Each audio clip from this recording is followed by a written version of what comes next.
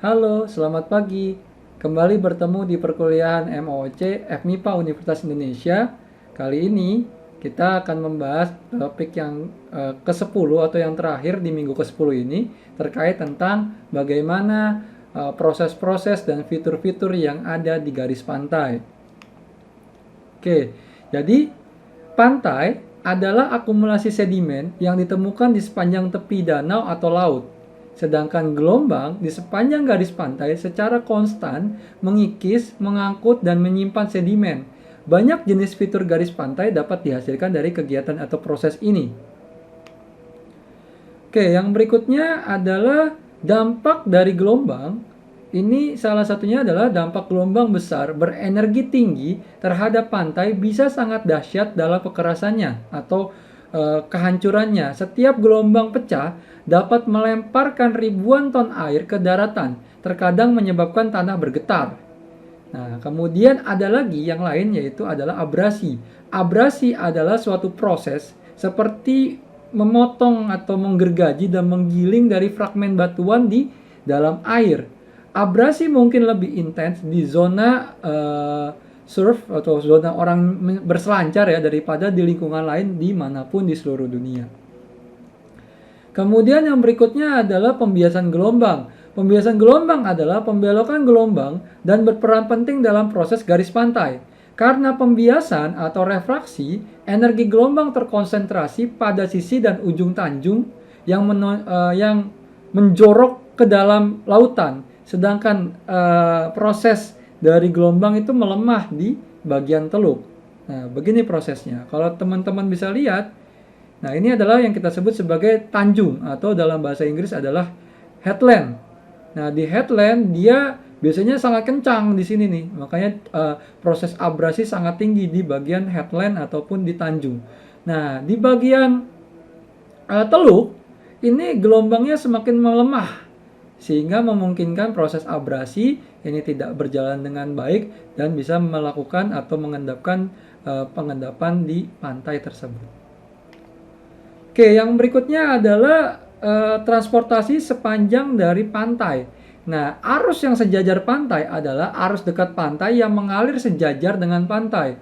Sedangkan turbulensi memungkinkan arus sepanjang pantai dengan mudah memindahkan pasir halus yang tersuspensi dan menggulung partikel pasir dan kerikil yang lebih besar di sepanjang bagian bawah. Nah, ini penggambaran dari longshore current. Jadi ini adalah arus dari pantai. Dia sejajar dengan pantainya nih arah arusnya. Sehingga bagian ini akan terjadi proses turbulensi. Yang berikutnya adalah fitur dari erosional. Jadi fitur garis pantai yang terutama berasal dari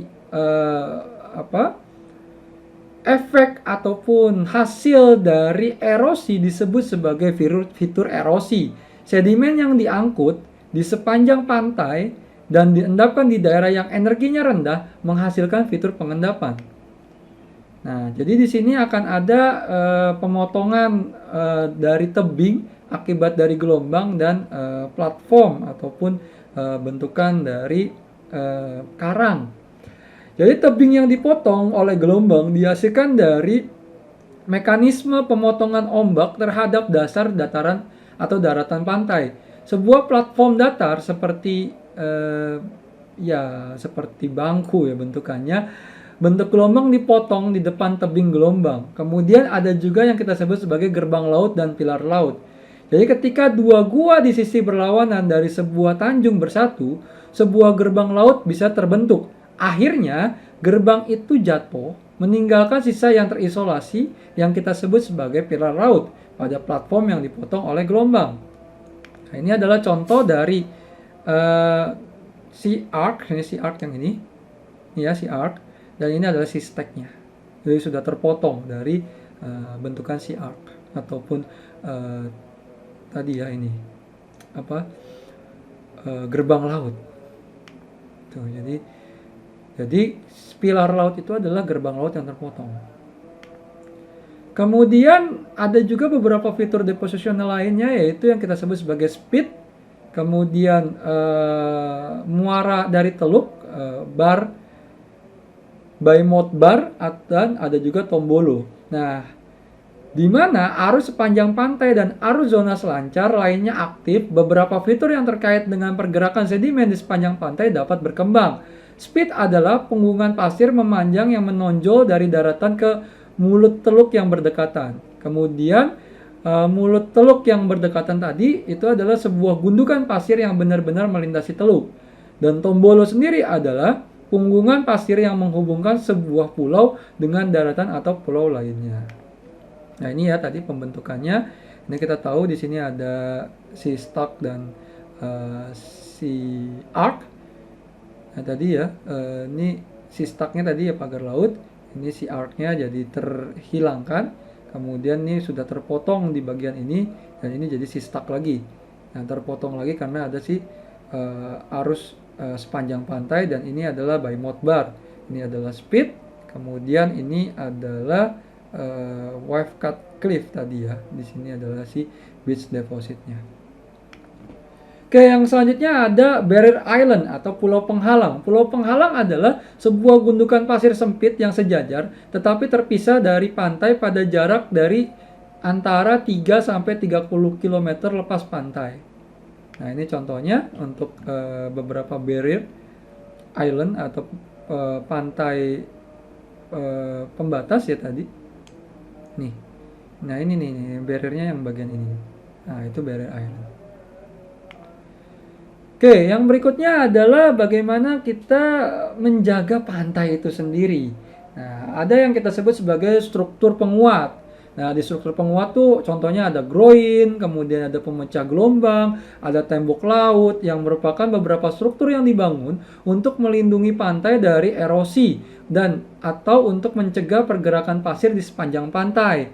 Nah, kemudian ada juga yang kita sebut sebagai pemeliharaan pantai atau beach nourishment, di mana pemeliharaan pantai adalah penambahan pasir dalam jumlah besar ke sistem pantai. Dan ini bukan termasuk reklamasi. Kalau reklamasi berarti kita menambah daratan baru.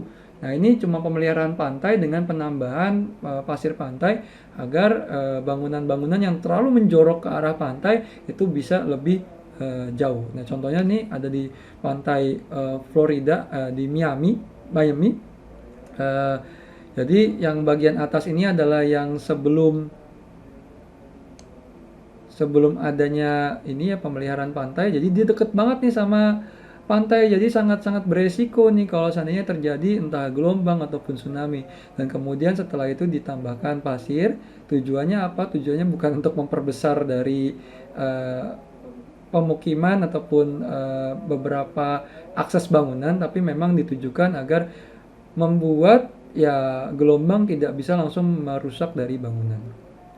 Oke, mungkin itu aja dicukupkan untuk minggu ini. Silakan mengerjakan kuis. Kalau seandainya ada pertanyaan, silakan ditanyakan di kolom komentar di YouTube channel ini. Ya, harus lulus dulu nih biar bisa lanjut ke materi selanjutnya yang gak kalah seru. Mungkin begitu saja, sekian dari saya, kurang lebihnya mohon maaf. Walau ila akmomitorik. Assalamualaikum warahmatullahi wabarakatuh. Selamat pagi, sampai ketemu di chapter selanjutnya di minggu selanjutnya. Terima kasih.